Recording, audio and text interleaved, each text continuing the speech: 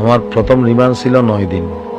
রিমান্ডে আমাকে, এটা বলতে গেলে অনেক কথা আছে, রিমান্ডে আমাকে নিয়ে যাওয়ার পর বসের অফিসে আমাকে ডাকাইছে একদিন।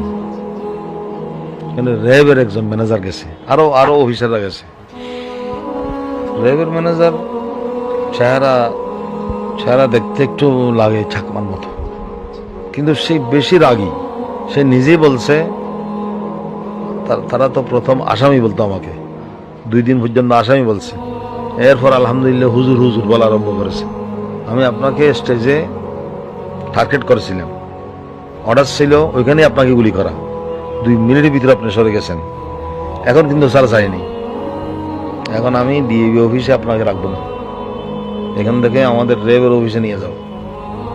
বসের কাছে আমি অনুমতি চাই, উনি যেন আমাকে অনুমতি দেন আপনাকে র্যাবের অফিসে নিয়ে যাওয়ার জন্য। হবে কি, ওখানে আপনার প্রথম ব্যায়াম হবে, পা উপরের দিকে কল্যাণ নিচের দিকে ঘুরাবো, এরপর আপনার দুটা পা লুলা করে দেবো। এটা আমাদের উপরের নির্দেশ। বস বলতেছে, বস যিনি প্রধান, একটু থামো, নির্দেশ, উপরের নির্দেশ একটু ব্যতিক্রম। তুমি যেটা বলতেছ, র্যাবকে বলতেছে উপরের নির্দেশ একটু ব্যতিক্রম।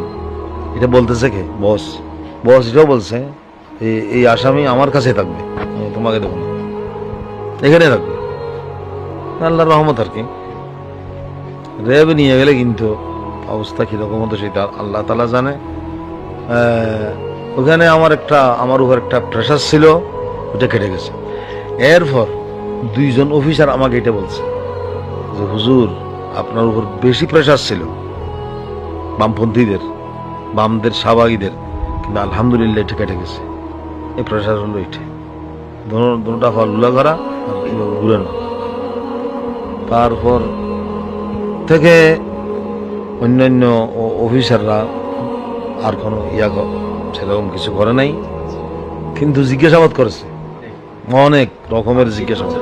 আফগানিস্তানের মোল্লা ওমরের সাথে আমার কয়েকবার বৈঠক হলো, খালেদা জিয়ার সাথে কয়েকবার বৈঠক, লেনদেনের সম্পর্ক কি, সব কিছুর জবাব দিছি আমি। তারপর তারা বলতেছে খালেদা জিয়া কিরকম, আপনি কাজ করেন, আপনার রিমান্ড শেষ আজকের জন্য একটু এখান থেকে উঠার পূর্বে খালেদা জিয়াকে একটু গালি দেন, একটা শব্দ গালি দেন, তারপর চলে যান। আমি মুখটা বন্ধ করে সেখান থেকে চলে আসছি। কেন গালি দেব? গালি দেওয়ার কোনো অর্থ আছে? মুখ বন্ধ করে চলে আসছে, মুখটা বন্ধ করে চলে আসছে। রিমান্ডে 9 দিন, এরপর 22 দিন দিল রিমান্ড, জানছেন। 9 দিন রিমান্ড শেষ হওয়ার পর কোর্টে নিয়ে গেছে। কোর্টে তো আমার পক্ষে অনেক স্লোগান, আমার পক্ষে অনেক, এটা জানছেন। এরপর কোর্টে 9 দিন রিমান্ডের পর 22 দিন রিমান্ড দিছে। তখন কিন্তু আমার শরীরের অবস্থা খুব খারাপ। 22 দিনকে আবার কাটাইয়া 4 দিন করে আল্লাহর রহমতে 9 আর 4 13 দিন রিমান্ড। ওখানে রিমান্ডে আমাকে কিছু চিকিৎসা করেছে, ইঞ্জেকশন দিছে। এখন আমার কিছু বুঝতে পারতেছি না, এটা কি ভালো হওয়ার জন্য না খারাপ হওয়ার জন্য, এটাও বুঝা কঠিন আমার জন্য। আর বাতের ওষুধ দিছে বেশি, যে বাতের ওষুধের কারণে কিডনিতে একটু সমস্যা হয়ে গেছে আমার। যিনি রিমান্ডের আয়ু ছিল, ওনাকে আল্লাহ তাআলা জাযায় দান করুক। ওনার চেষ্টায়, আরো উপরের চেষ্টায়, অর্ডারে ওই 22 দিনকে 4 দিন করে আমাকে কেন্দ্রীয় ফাটা দিছে। সেখানে ছিলাম একদিন এক রাত। ওইখানে হাটগাড়ির আমাদের একজন দায়িত্বশীল আছে, জাহেদ বলেছেন আপনি এখানে কেন্দ্রীয় কারাগারে কষ্ট পাবেন, আপনাকে আমি পাঠিয়ে দিব গাজীপুর, কাশিমপুর পাঠিয়ে দিব। ওইখানে জেল হাসপাতাল আছে, ওখানে আমাকে নিয়ে গেছে ওদের গাড়িতে। জেল হাসপাতালে ভর্তি করার পর একটু ভালো লাগছে, অনেক লোকজন আছে ওইখানে, দেখা করছে আমার পরিচিত, একটু চিকিৎসা আরম্ভ হয়ে গেছে। প্রাথমিক ডাক্তাররা খুব আন্তরিকতার সহিত চিকিৎসা করতেছে। হঠাৎ করে আমাকে বলা হলো, আমার সম্পর্কে বলা হলো, এই রুগী এই হাসপাতালের উপযুক্ত নয়। আরে এই আসামি এই হাসপাতালের উপযুক্ত নয়, নামান, এখন নামান। আমাকে এখান থেকে নামাই নিছে। আমি আরেকটা হাসপাতালে নিয়ে গেছে, যেখানে সালাউদ্দিন কাদের চৌধুরী সহ আরো অন্যান্য ফাঁসির আসামিরাও আছে। ওইখানে 1 নম্বর রুমে আমাকে রাখছে 3 দিন। জেল হাসপাতাল থেকে ওইখানে নিয়ে গেছে, ওই জেলখানা নিয়ে গেছে যেখানে ওরা আছে। শুধু মতের সকরাতটা বাকি ছিল। এত কষ্ট পাঠিয়েছি আমি। এরপর জেল হাসপাতালের প্রধান খুব ভালো মানুষ, উনি বোর্ড বসাইছে, পরামর্শ করে ঠিক করছে এই রোগী যদি এখানে থাকে মারা যাবে। সরকারকে জানাইছে মারা যাবে। তখন সরকার থেকে অনুমতি নিয়ে 26শে মে আমাকে রাত্রে সরকারি গাড়িতে বারডেমে পাঠিয়ে দিচ্ছে। বারডেমে যাওয়ার পর এই চিকিৎসা আস্তে আস্তে আরম্ভ হয়ে গেছে। তারা আমাকে বলছে আপনাদের ডাকে 30-40 লক্ষ 50 লক্ষ মানুষ যে কিভাবে জমাইতে হলো, কত কোটি টাকা লাগছে এখানে। আমরা বললাম আপনাদের নিয়ম আর আমাদের নিয়ম বেশ কম আছে। আমরা কাউকে এখানে আসতে বলিনি, মিডিয়া ছেড়ে দিয়েছি এরকম একটা ইমানি আন্দোলন হবে।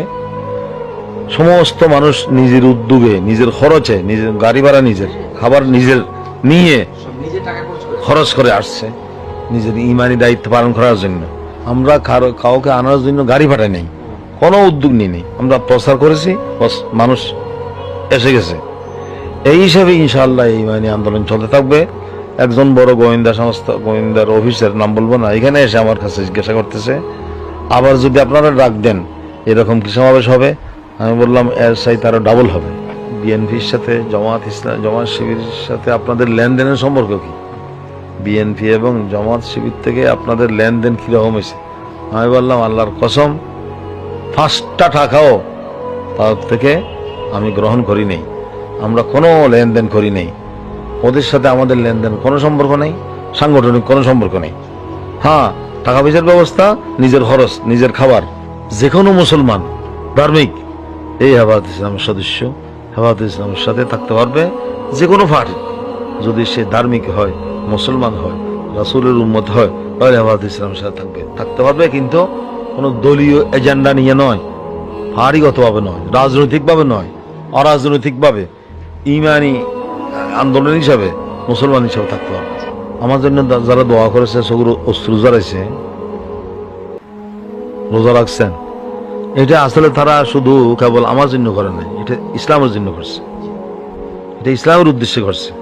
ইনশাআল্লাহ যে একটা সারা পড়ছে মানুষের ভিতরে, মানুষ শয়তান আর নফসের দুঃখের কারণে নামাজ না পড়তে পারে, হ্যাঁ, রোজা না রাখতে পারে, কিন্তু আল্লাহ এবং আল্লাহ রসুলের মহাব্বত এই দেশের মুসলমানদের ভিতরে আছে।